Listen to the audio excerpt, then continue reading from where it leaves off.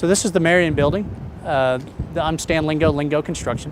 We started planning on this project probably about a year and a half ago to 2 years ago. We started looking at 2 or 3 different schemes, 2 or 3 different approaches. Started out initially of how can we stabilize the building so it's not lost, and then moved in how can we stabilize the building so it's not lost and make it a great building for future use.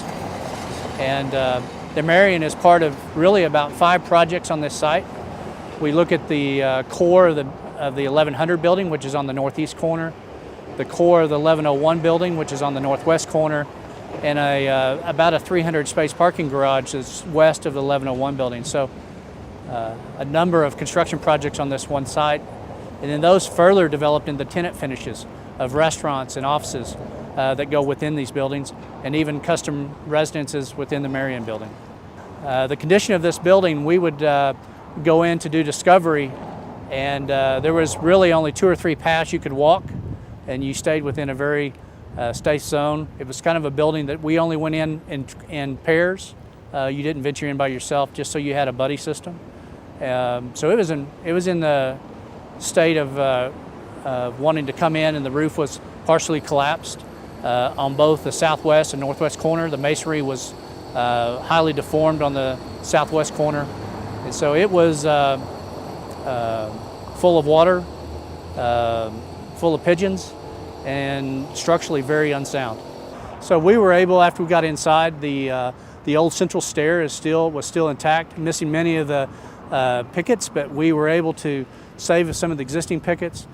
We then came in and basically built a plywood surround around the entire stair, protecting the handrails, the guardrails, the stairs, risers, treads. And so we're actually using the stair as our vertical means of access within the building while we're doing construction, but it's in a protected state. And then the entry floor is mosaic tile, and we're able to protect it and salvage it. And as we're doing the demo of the lower floor, temporarily support it so we didn't lose it.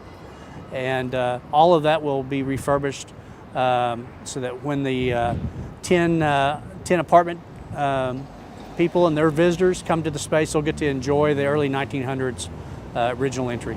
This project is one of my funnest projects. We seem to, as Lingo Construction, get pulled into and love hard projects. I'm a structural engineer, and so this really fits with my training, my background.